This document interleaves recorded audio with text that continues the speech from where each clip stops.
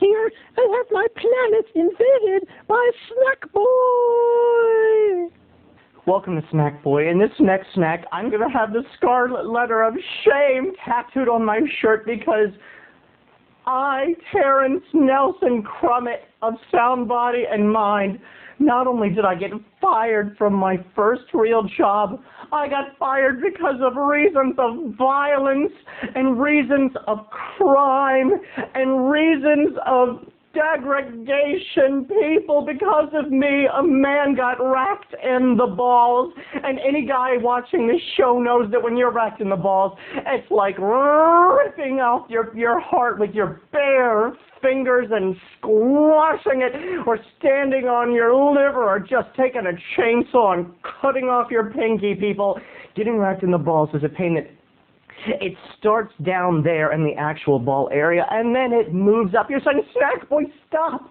Snackboy, I am watching your show to be at peace. I'm watching your show for 5 minutes of enjoyment and a long day. It is 3:15, and I want a happy little plucky snack. Well, no, today's a day of catharsis, people. Today's a day where I look, as Nietzsche said, look into the abyss and face the monsters.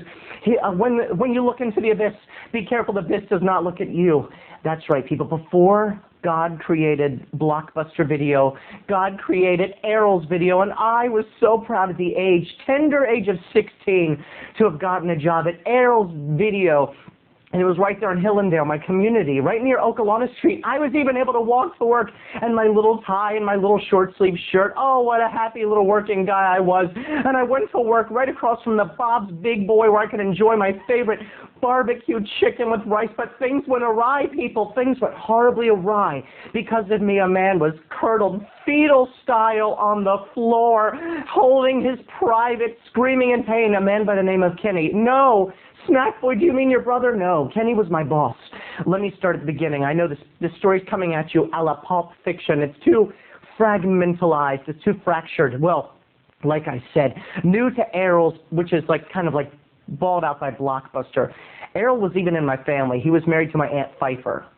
Long story. Anyway, so I'm working for Errol's, and I had a responsibility. At the end of the night, when it turned 9 or 9:15 and the store was closing down, I, Terrence and Snackboy Nelson Crummett, had one easy job. There's an alley behind the Errol's, and it's dark, and it is foreboding and ominous.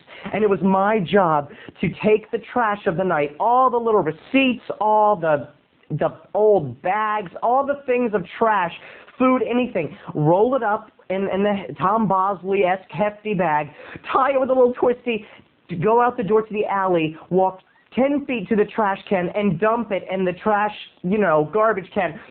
Well, I was irresponsible, and I forgot it. I was so irresponsible. I was too busy talking about The Shining versus The Exorcist versus Rosemary's Baby with my film geek friends. And there, my manager, Kenny, found the trash not taken out, and he said, oh, that irresponsible Terry. I'm going to prove a point, and I'm going to do his chore for him. And he took my trash out into the alley, and he dumped it. And he said, Terry, can I speak to you for a minute? And I went into his office, and he said, it is not my job to take the trash out. It is yours. I delegated that responsibility to you. I said, Ken, I am so sorry. It will not happen again. Well, the next night, it was 9:15, and I was talking about the Road Warrior versus Mad Max, and yet again, I had forgotten my chore, my one easy job, and Ken again said, this is it. I'm going to take the trash out. I've got to teach the boy. He wound it up. He tied a little twisty. He went into the alley, and he was held up at gunpoint, people, because of my laziness and my slovenry. I just made up a word. Slovenry is not really a word, but I'll keep going.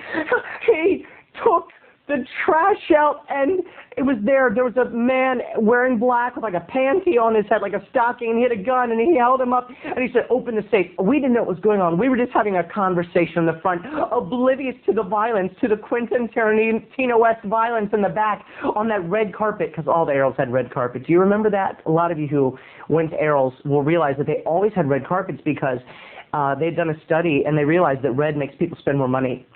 Anyway, so he's fetal position. The guy, when he said to the guy, I don't know the combination of the safe, the burglar kicked him in the balls, people. And guess what this means? You know, if you're good at math, this means that had I done my chore that night, had I been responsible, I, Snackboy, would have been held up and kicked in the balls. My 15-year-old testosterone-filled balls would have been kicked with a hard shoe. I may never have had little snack children, people. And there I found Ken in the back. I went in the back. I realized my mistake. I said, I forgot to take the trash out. I opened the door, and there he was, just curled up like this. And I said, Ken, what happened? And he went, so people, here's the moral of the story, and it is a true story. Don't do your chores. Don't do your responsibilities, because when you do, you never know what dangers lay behind the gates, people. There are lions about. There are lions about.